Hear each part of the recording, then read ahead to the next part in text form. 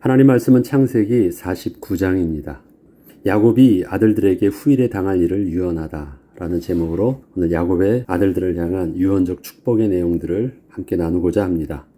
야곱의 축복 기도는 그 내용이 축복과 더불어 저주의 내용도 들어있고 기도라기보다는 유언에 가까운 말도 있으며 특별히 어떤 내용이라고 규정할 수 없는 그 다양성을 가지고 있습니다.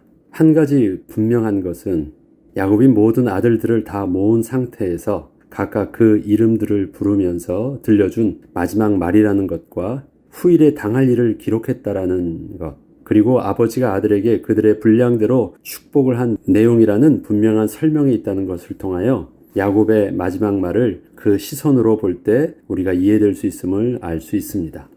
먼저 야곱은 아들들 전체를 불러놓고 유언적 축복을 하기 전에 같은 날은 아니었던 것 같습니다. 요셉의 두 아들에게 축복을 해주었습니다. 야곱은 요셉의 두 아들을 축복할 때 할아버지가 손자에게 축복을 해준 것이 아니었고 요셉의 두 아들을 자기 아들로 입적시키는 절차를 밟고 자기의 아들로서 받아야 할 아버지의 축복을 해준 것이었습니다. 그리고 요셉이 자기의 아들들에게 주어야 할 축복은 요셉이 먼저 낳은 두 아들 다음으로 낳게 될 셋째부터가 아들이 될 것이라고 말하면서 에브라임과 므낫세가 받아야 할 영육간의 유산의 축복은 야곱에게서 받아야 할 것임을 분명하게 구분지었습니다. 창세기 48장 5절로 6절에 보면 내가 애굽으로 와서 내게 이르기 전에 애굽에서 내가 낳은 두 아들 에브라임과 므낫세는 내 것이 될 것이요 이들 후에 내 소생은 내 것이 될 것이며 그들의 유산은 그들의 형의 이름으로 함께 받으리라. 나를 모든 환난에서 건지신 여호와의 사자께서 이 아이들에게 복을 주시오며 이들로 내 이름과 내 조상 아브라함과 이삭의 이름으로 칭하게 하시오며 이들이 세상에서 번식되게 하시기를 원하나이다. 이것은 야곱이 에브라임과 므낫세를 자기의 아들과 같은 위치로 그를 올려놓고 해주는 축복의 내용입니다. 야곱은 요셉이 자기 아들들에 대하여 말을 꺼내기도 전에 오랫동안 그 마음에 품었던 내용을 말을 해주고 그렇게 에브라임과 므낫세에게 축복의 기도를 해준 것이었습니다. 어쩌면 이 둘은 요셉이 이방 우상을 섬기는 제사장의 딸을 통하여 애굽에서 낳은 아들들이었기에 야곱의 가문에서는 다른 형제들의 자녀들과 정서적으로 하나가 되기는 쉽지 않았을지도 모릅니다. 그런데 야곱은 저들을 손자로서가 아니라 요셉에게 자신의 아들과 같이 여기며 그 축복도 아브라함과 이삭 그리고 야곱의 하나님의 언약적 축복이 그대로 임하기를 축복해주며 요셉의 가정이 야곱의 가문에서 절대 분리되지 않도록 분명하게 한 것이었습니다. 그리고 12아들을 불러놓고 마지막 유언적 축복을 해준 것입니다.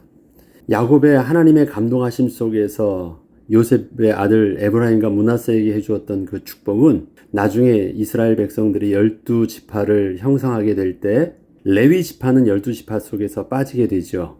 하나님의 성막을 지키는 그 직분을 감당함으로 레위 지파는 12지파의 그 유산에서 빠지게 됩니다. 그러면 11지파가 남는데 바로 요셉 지파로 말하지 않고 요셉의 에브라임과 므낫세 지파로 둘로 나누게 되어서 12지파가 되는 것입니다. 이것을 보면 지금 야곱이 요셉의 두 아들에게 해주었던 이 축복은 분명히 하나님의 인도하심 속에서 이루어진 축복임도 알 수 있습니다. 너희가 후일에 당한 일을 내가 너희에게 이르리라.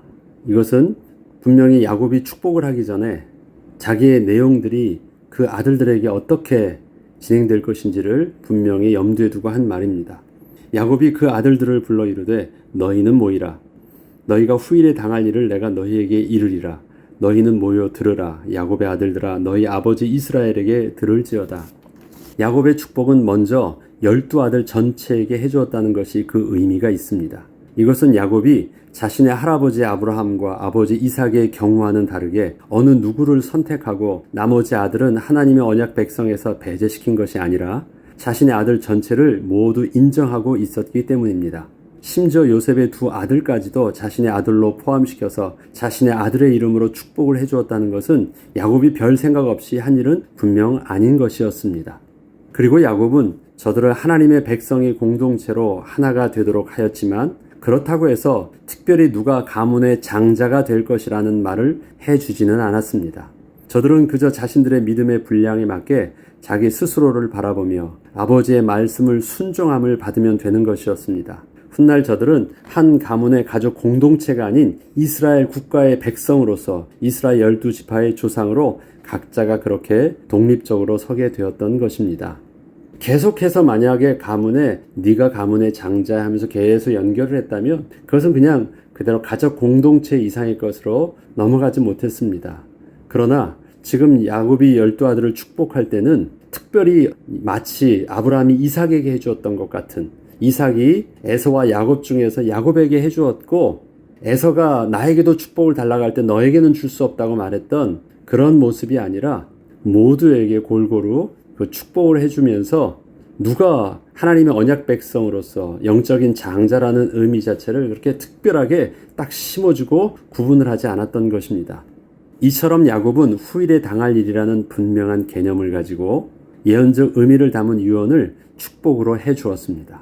야곱은 아들들의 잘못을 그동안 한 번도 꺼내지 않고 있다가 그가 죽을 때 아들들에게 그들이 지난날 저질렀던 잘못과 실수들을 하나씩 꺼내어 말해주면서 그들의 잘못이 절대 그냥 넘어갈 수 없었던 중대한 일이었음을 알게 하여 주었습니다.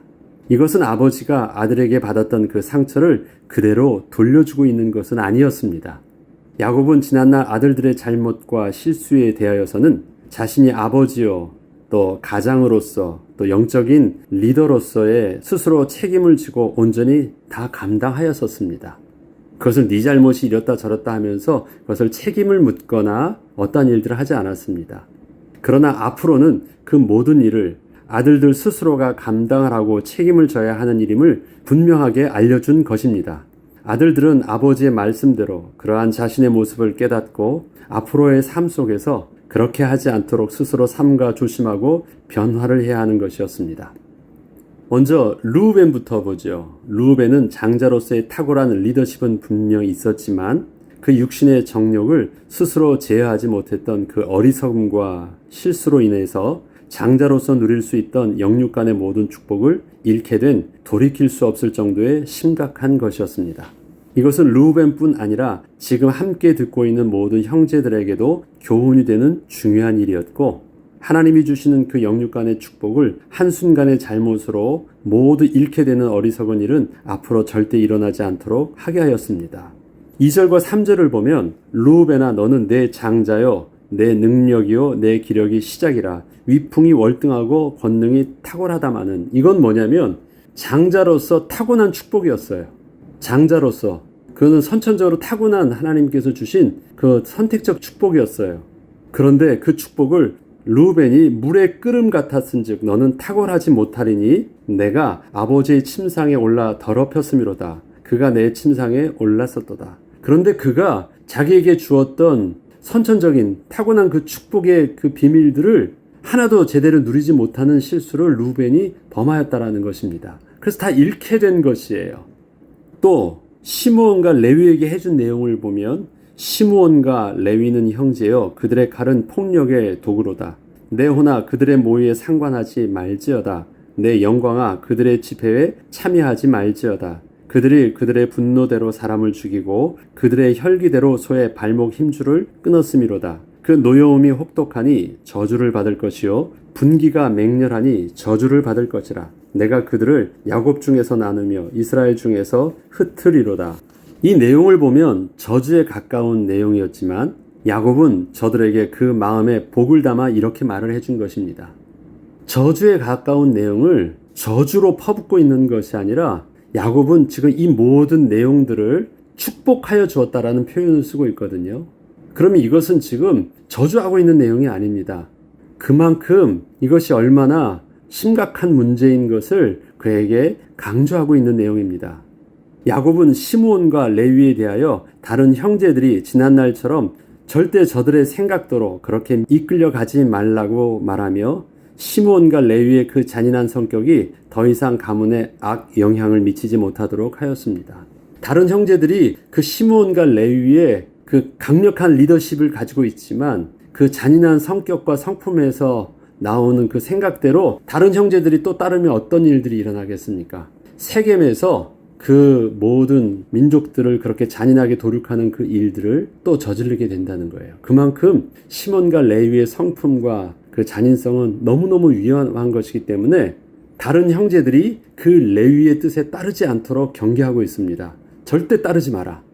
그렇게 말을 하고 있는 것입니다. 그것은 저주받아 마땅한 심각한 문제가 될 것을 말하는 것입니다. 이것은 얼핏 보면 시므온과 레위를 가문에서 왕따시키는 것처럼 보였지만 가문 전체를 몰살시킬 수도 있는 그 잔인함과 분노가 반드시 가문에서는 그 레위와 시므온에게 있어서는 제어가 되어야 함을 명심하게 한 것이었고, 훗날 이러한 레위의 모습은 잔인했던 개인의 성품이 온전히 하나님의 말씀에 순종하는 거룩한 성품으로 변화되어서 광야에서 모세와 함께 하나님의 편에 서는 유일한 지파가 되었고, 범죄한 이스라엘 백성 3,000명을 직접 칼로 쳐 죽이는 일을 함으로 레위 지파가 하나님의 거룩한 일을 맡게 되는 축복을 받았음을 보게 됩니다. 모세도 레위 지파입니다. 근데 어떻게 그 모세를 따라서 이스라엘 백성들이 그 모세의 리더십에 순종하고 또 모세와 함께 했던 그 형제들의 리더십에 순종해서 이스라엘 백성들이 따를 수 있었을까요? 그것은 하나님의 은혜였습니다. 그리고 그것은 모세가 하나님께 잡힌 바 된 사람으로 그렇게 변화되었기 때문에 가능한 일이었습니다. 본래 모세의 성격도 어땠습니까? 그 혈기 때문에 사람을 죽이고 뛰쳐나갔던 성격이었어요. 딱 레위의 성격이 모세에게 있었습니다. 그러나 그가 광야 40년을 떠나 있을 때 하나님 그를 온전히 변화시켜 주셨고, 그 레위 지파도 그렇게 온전히 자기의 뜻대로 주장대로 움직였던 성격에서 하나님의 뜻대로 그가 온전히 순종하는 그러한 성품으로 온전히 그가 바뀌었을 때 그의 가지고 있었던 그 기질이 통제받지 않을 때는 멸망하는 기질이었는데, 하나님께 통제받는 그 기질 속에서는 거룩한 하나님의 백성으로 온전히 쓰임받는 은혜가 있었다는 것입니다. 출애굽기 32장 26절로 29절을 보면, 이에 모세가 진 문에 서서 이르되 누구든지 여호와의 편에 있는 자는 내게로 나오라 하며 레위 자손이 다 모여 그에게로 가는지라. 모세가 그들에게 이르되 이스라엘의 하나님 여호와께서 이렇게 말씀하시기를 너희는 각각 허리에 칼을 차고 진 이 문에서 저 문까지 왕래하며 각 사람이 그 형제를, 각 사람이 자기 친구를, 각 사람이 자기의 이웃을 죽이라 하셨느니라. 레위 자손이 모세의 말대로 행하며 이날에 백성 중에 3,000명 가량이 죽임을 당하니라. 모세가 이르되 각 사람이 자기의 아들과 자기의 형제를 쳤으니 오늘 여호와께 헌신하게 되었느니라. 그가 오늘 너희에게 복을 내리시리라. 3,000명을 칼로 죽였어요. 그런데 어떻게 그 칼로 죽인 그 잔인함은 여호와께 복이 되었고, 세겜 사람을 칼로 죽였던 그 잔인함은 저주받아 마땅한 일이 되었습니까? 그의 성품이 어떻게 쓰임받았을 때, 하나님의 말씀에 온전히 순종하는 그 성품으로 쓰임받았을 때는 기질은 바뀌지 않았어요. 그러나 그 힘이 하나님 편에 서서 쓰임받았을 때 그것이 복이 되었던 것입니다. 유다에 대해서는 이렇게 말합니다. 유다야, 너는 내 형제의 찬송이 될지라. 내 손이 내 원수의 목을 잡을 것이요 내 아버지 아들들이 내 앞에 절하리로다. 유다는 사자 새끼로다. 내 아들아, 너는 움킨 것을 찢고 올라가도다. 그가 엎드리고 웅크림이 수사자 같고 암사자 같으니 누가 그를 범할 수 있으랴. 규가 유다를 떠나지 아니하며 통치자의 지팡이가 그 발 사이에서 떠나지 아니하기를 실로가 오시기까지 이르리니 그에게 모든 백성이 복종하리로다. 그의 나귀를 포도나무에 매며 그의 암나귀 새끼를 아름다운 포도나무에 맬 것이며 또 그 옷을 포도주에 빨며 그의 복장을 포도즙에 빨리로다. 그의 눈은 포도주로 인하여 붉겠고 그의 이는 우유로 말미암아 희리로다. 유다가 형제들 중에서 했던 일을 보면 요셉과 형제들 그리고 아버지와 형제들 사이에서 자신을 희생하면서 중재를 지혜롭게 잘하였었습니다. 요셉은 유다 때문에 구덩이에서 죽지 않았고 노예로 팔릴 수 있었던 것이었고, 아버지 야곱도 결국 유다의 진정 어린 설득으로 인해서 아들 베냐민을 애굽으로 보낼 수 있었던 것이었으며, 결국 요셉이 아버지를 모시고 올 수 있도록 큰 역할을 감당했었습니다. 이처럼 유다는 형제들 중에서 넷째였지만 실질적인 리더십을 발휘하여 형제들을 온전히 이끌 수 있었습니다. 이러한 유다에게 야곱은 육신적인 장자로서 유산을 더하여 준 것 같은 축복을 그 유다에게 해준 것이 아니라 그 리더십이 가문에서 온전히 발휘될 수 있는 역할을 부여해 주었습니다. 그리고 하나님의 감동하심 속에 바로 그 유다 가문을 통하여 메시아가 오실 것을 예언하는 축복을 하여 주었습니다. 여기에서 실로가 오시기까지 이르리니 할 때 그 실로가 바로 메시아를 의미하는 단어가 바로 실로란 뜻입니다. 그리고 규가 그 손에서 있겠다. 규가 뭔지 알죠? 왕의 위에 있는 홀, 그게 규예요. 규. 왕들이 다스리는 지팡이 있죠. 규. 동그랗게 지팡이처럼 생긴 걸 잡고 있는 거. 그 다음에 내 아버지의 아들들이 내 앞에 절하리로다. 이 모든 것을 보면 어떤 장자의 역할들을 하는데, 그렇다고 해서 그 아들에게 장자의 유산을 2배로 주거나 어떤 아들로서 그렇게 한 것이 아니라 그의 영적인 리더십이 가문에서 장자와 같은 역할을 하고 있음을 축복하여 준 것입니다. 그리고 실질적으로 그러한 유다에게 해주었던 축복은 훗날 그 유다 지파를 통해서 예수 그리스도 또 메시아가 오게 하신 일들을 보면 바로 야곱이 하나님의 감동하심 속에서 이렇게 축복하고 있음을 보게 되는 것입니다. 요셉의 축복은 요셉이 애굽에서 이미 받았던 그 축복을 다시 말해주고 있는 것 같은 내용이었습니다. 요셉은 무성한 가지 곧 샘 곁에 무성한 가지라. 그 가지가 담을 넘었도다. 가지가 담을 넘었다라는 것은 자기의 축복을 차고 넘치니까 많은 사람들도 다 그 축복을 얻게 되었다라는 것이에요. 관계없는 많은 사람들, 이방인까지도. 지금 요셉이 그런 축복을 이미 받고 있죠. 총리이 되시되면서 활 쏘는 자가 그를 학대하며 적개심을 가지고 그를 쏘았으나 형들의 그런 어떤 또 노예로서 있었던 일들, 많은 것들을 보면 그렇게 피해를 다 당했으나 요셉의 활은 도리어 굳세며 그의 팔은 힘이 있으니 왜 그런 일들이 일어났을까? 어떻게 요셉은 그러한 축복을 받고 그러한 보호하심을 받을 수 있었을까? 야곱의 전능자 이스라엘의 반석인 목자의 손을 힘입음이라. 누구 때문이라고요? 하나님 때문이래요. 그에게는 전능하신 하나님의 은혜의 손길이 있었대요. 내 아버지의 하나님께로 말미암나니 그가 너를 도우실 것이요. 내 아버지의 하나님은 누구예요? 야곱의 하나님도 그렇게 야곱을 도와주셨었거든요.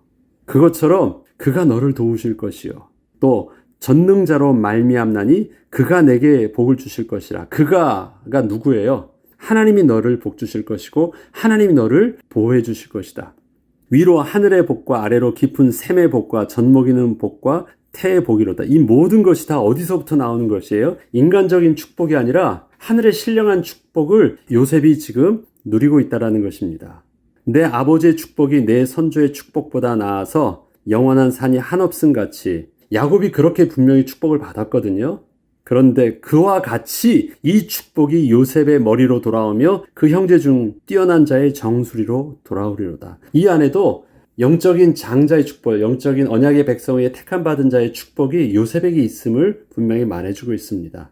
요셉이 그렇다라고 말하지 않는데요. 그 축복이 있음을 말해줍니다. 그런데 특징적인 것이 지난날 야곱은 아들 요셉을 자신이 할 수 있는 모든 노력을 다해서 복을 누릴 수 있도록 특별하게 보호하며 가장 좋은 것으로 먹이고 입히며 보살폈었습니다. 요셉이 채색 옷을 입었다는 것이 아주 상징적인 표현입니다. 구별되게 특별하게 그를 보살폈다라는 것입니다. 이것은 그렇게 살아왔던 야곱의 능력이라면 요셉 정도는 아버지의 보호하심 속에서 정말 많은 복을 얻을 수도 있었을 것입니다. 그런데 야곱은 아들 요셉을 잃게 되었고 요셉에게 자신이 해줄 수 있는 것이 하나도 없게 되었었습니다. 그러나 훗날 요셉을 다시 보게 되었을 때 그동안 자신이 요셉에게 해주려고 했던 것과 해줄 수 있었던 것보다 하나님이 요셉에게 베푸시는 축복이 얼마나 큰지를 깨닫게 되었던 것입니다. 요셉이 받은 축복은 하나님이 주신 축복이었다는 것을 요셉과 그 형제들에게 알려주면서 지난날 아버지가 다른 아들들과 차별하여 요셉만 편애하였던 자신의 모습이 얼마나 어리석었는지를 자연스럽게 아들들에게 보여줌과 동시에 진정한 축복은 오직 하나님께로부터 받은 것임을 증거하였습니다. 지금 요셉의 축복은 미래적인 것이라기보다는요, 이미 받은 축복이에요. 이미 애굽에서부터 받았던 축복이에요. 이것을 야곱이 쓴 이유는 뭐냐면 야곱에게 있어서 이미 요셉은 너는 내가 정한 아들이야. 너는 이 축복을 받게 될 것이야 라고 정해놓던 축복이 있었거든요. 야곱이 요셉에 대해서. 근데 하나님은 그것을 빼고 하나님이 요셉에게 주신 그 축복을 보여주셨어요. 야곱이 그걸 본 거예요. 무슨 의미인지 알죠? 아, 그렇구나. 하나님이 이미 주신 축복을 받게 하는 것, 내가 하려고 하는 것과 이렇게 차이가 나는 것이었구나. 이것을 자신이 몰랐을 때 그것이 형제들에게는 어떤 저주가 되었어요. 하나님이 주신 축복이니까 형제들과 가문 전체를 다 살리는데 야곱이 자기 아들에게 자기 수준만큼 축복을 주려고 하니까 오히려 그것은 형제들에게 있어서는 큰 갈등이 되었고 완전히 저주가 될 정도의 심각한 문제가 되었던 것을 본 거예요. 이것을 아들들 앞에서 요셉의 축복이 이러한 축복이었다라는 말을 하는 것은요, 하나님의 선하심을 또 하나님의 전능하심을 찬양하기도 하지만 야곱은 아들들에게 뭘 보여주고 있어요? 난 너희들에게 미안해. 내가 실수했던 거야. 편애했던 것 미안해. 그 말을 그 안에 담고 있는 것입니다. 요셉이 받은 축복은 하나님이 주신 축복이었다는 것을 분명히 형제들에게 알려주면서 지난날 아버지가 다른 아들들과 차별하여 요셉만 편애했던 자신의 모습이 얼마나 어리석었는지를 자연스럽게 아들들에게 보여준과 동시에 진정한 축복은 오직 하나님께로부터 받은 것임을 이렇게 증거하였던 것입니다. 이들은 이스라엘의 12지파라.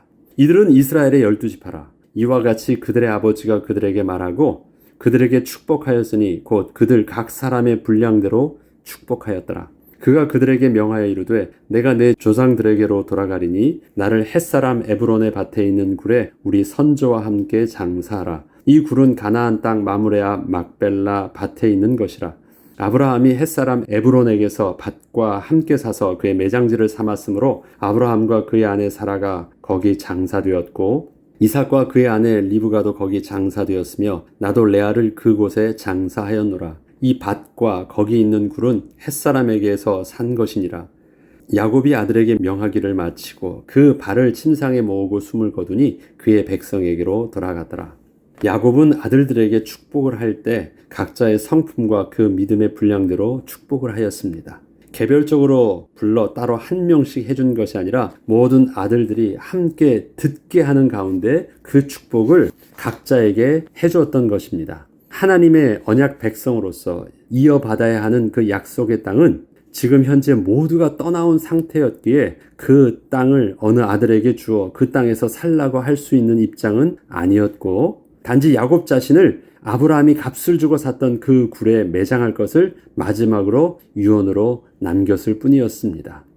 만약에 누군가 아들을 선택했다면 그 아들을 통해서 그것을 책임지게 했겠죠. 그 땅을. 이제 그렇게 하지 않고 스스로 자기를 매장지에 묻게 하면서 그 땅이 바로 우리의 소유란 사실들만 잊지 않게 한 것입니다.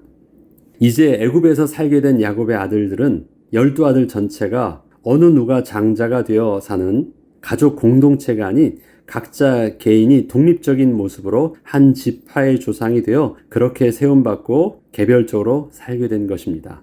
야곱의 유언 속에는 분명 하나님의 감동하심 속에서 진행된 예언적 메시지도 담겨 있었습니다. 우리는 계속해서 성경을 읽어가면서 어떻게 그 말씀이 성취되어 가는지 보게 될 것입니다. 그렇지만 우리가 또한 볼 수 있는 것은 12아들을 향한 각각의 그 축복과 저주 교훈을 통하여 하나님 백성으로서의 우리의 삶이 어떠해야 하는지도 분명히 알려주고 있습니다.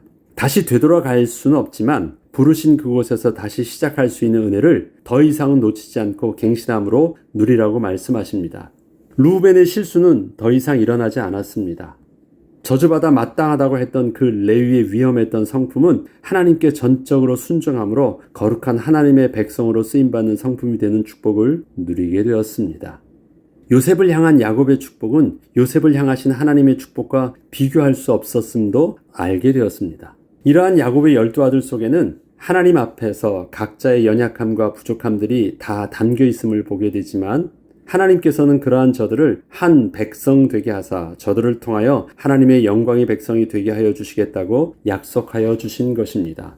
12지파는 그렇게 거룩한 하나님의 백성이 될 만큼의 모든 장점들만 가득 담겨져 있는 것이 아니었습니다. 그들 속에서는 치명적인 약점과 연약함들을 모두 가지고 있었고 또 태생적으로 하나 될 수 없었던 갈등할 수밖에 없었던 혈통적인 또 내 어머니의 구조가 있었으며 또 그것도 이스라엘 백성이 애굽이라는 땅에서 400년 동안 있으면서 여호와 하나님을 잠시 잃게 되는 그 환경 속에 있었음에도 불구하고 하나님은 저들을 통하여 다시 거룩한 하나님의 백성으로 되게 하여 주신 것입니다.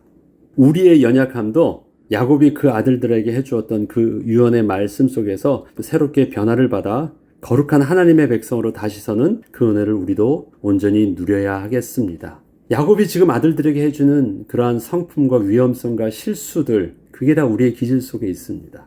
그래서 그것이 야곱의 아들들에게만 들려주는 말이 아니라 바로 저와 여러분에게 들려주시는 또 하나님의 음성입니다. 그것이 우리의 교훈이 되어질 때 그 연약함 속에서 하나님께 온전히 쓰임받을 수 있도록, 또 우리에게 주셨던 그 주어졌던 선천적인 태생적인 축복들도 우리가 더 이상 잃지 않도록 그 은혜를 성령의 인도하심 속에서 우리가 온전히 인도함 받을 수 있도록 우리가 더욱더 명심하고, 또 이번 한 주간도 그렇게 은혜 가운데 인도를 받아야 되겠습니다. 기도하겠습니다. 하나님 감사합니다. 야곱의 유언적 축복이 우리에게 교훈이 되게 하시고 우리에게 들려주시는 아버지의 음성이와 하나님의 음성이 되게 하시며, 또 우리가 더 이상 낙심하지 않고 소망 가운데 지난날의 나의 모습을 내려놓고 갱신할 수 있는 변화의 시간표로 또 그 음성이 우리에게 들려지게 하옵소서.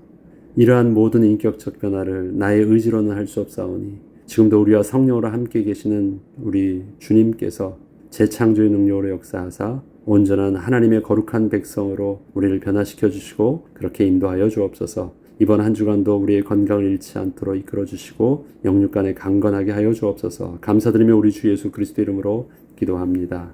아멘.